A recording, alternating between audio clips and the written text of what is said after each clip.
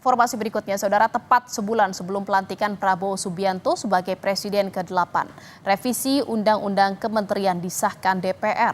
Untuk mengisi posisi kementerian, sejumlah partai intensif melobi Prabowo. Rapat paripurna DPR Kamis 19 September mengesahkan revisi Undang-Undang Kementerian Negara menjadi undang-undang. Salah satu poin krusial, kini Presiden punya kebebasan penuh menambah jumlah kementerian sesuai kebutuhan. Sebelumnya, Kementerian Negara dibatasi hanya 34 institusi. Bahwa penambahan kementerian itu adalah untuk optimalisasi daripada tugas-tugas kementerian dalam rangka kita itu memenuhi janji kampanye yang kemudian ada di Asta Cita. Nah, sehingga jumlah itu ada yang bilang 44, ada yang bilang 42, ada yang bilang 40. Kita juga masih melakukan simulasi. Mungkin nomenklatur maupun orang itu baru akan final H-7 atau H-5 kali mungkin begitu. Sudah memberikan persetujuan, walaupun ini mungkin begini Pak. Para Menteri Prabowo kelak diharapkan adalah yang profesional, seperti salah satu yang disorot adalah Menteri Keuangan Sri Mulyani yang dianggap berhasil menjaga keuangan Indonesia. Saya berharap semua kontribusi dan dedikasi ini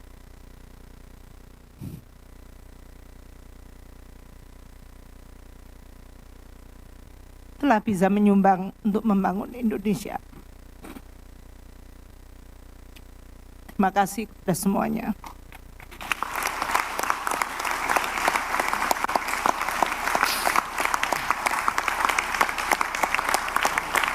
Terima kasih. Politisi PDI Perjuangan yang juga Ketua Badan Anggaran Said Abdullah berharap Sri Mulyani tetap berada di pemerintahan Prabowo Gibran. Bagi kami, Ibu Menteri Keuangan itu jujur kami sampaikan adalah guru kami, sahabat kami, mitra kerja kami. Wa insya Allah semoga kita semua meridai, Tuhan mengizinkan agar beliau di 2024-2029 tetap di dalam pemerintahan. Amin ya Rabbal Alamin. Ya, siapa duduk di kementerian mana memang kini yang diperhatikan masyarakat, apalagi bila betul jumlah kementerian bertambah lebih dari 34 kursi. Maka tak heran, sebulan lagi pelantikan Prabowo Subianto sebagai Presiden ke-8 Republik Indonesia, Prabowo berkali-kali berkomunikasi dengan para petinggi politik. Presiden ke-6 RI, Susilo Bambang Yudhoyono yang adalah Ketua Majelis Tinggi Demokrat menyambangi Prabowo Kamis kemarin di rumahnya di Kertanegara, Kebayoran Baru. Pak Prabowo dan Pak SBY berdiskusi seperti biasa.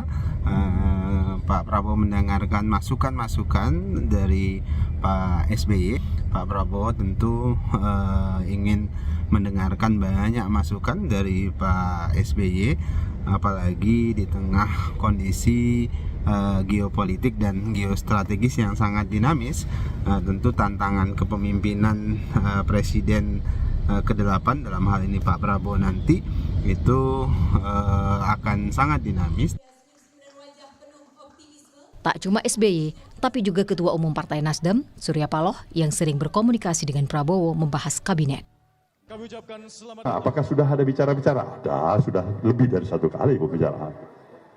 Ya, kalau memang komunikasi dengan saya selaku Ketua Umum Partai Nasdem itu sudah lebih, paling tidak mungkin 2-3 kali sudah. Saya mengutarakan pada Pak Prabowo,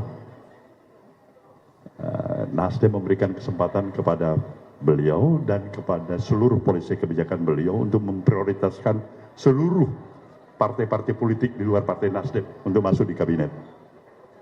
Artinya Nasdem bukan prioritas. Bertambahnya kursi kementerian membuat Golkar ingin lebih banyak posisi menteri daripada yang didapat saat pemerintahan Joko Widodo. Kalau soal nama-nama itu kita menyerahkan full kepada Bang Bahlil sebagai Ketua Umum. Jadi kita percayakan beliau pasti mengetahui kader mana yang memang pantas ataupun siapa yang akan beliau ajukan dari Golkar untuk menjadi kandidat menteri dan juga calon wakil menteri. Untuk porsinya berapa banyak kira-kira? Kalau porsinya tentu kita berharap ya pasti lebih banyak daripada apa yang Golkar dapatkan hari ini. Tapi kan tentu itu hak prerogatif Presiden. Berapa dan siapapun yang mengisi posisi menteri, publik berharap posisi penting diisi sosok yang punya kapabilitas, tak sekadar bagi-bagi jabatan berbalas budi. Tim Liputan, Kompas TV.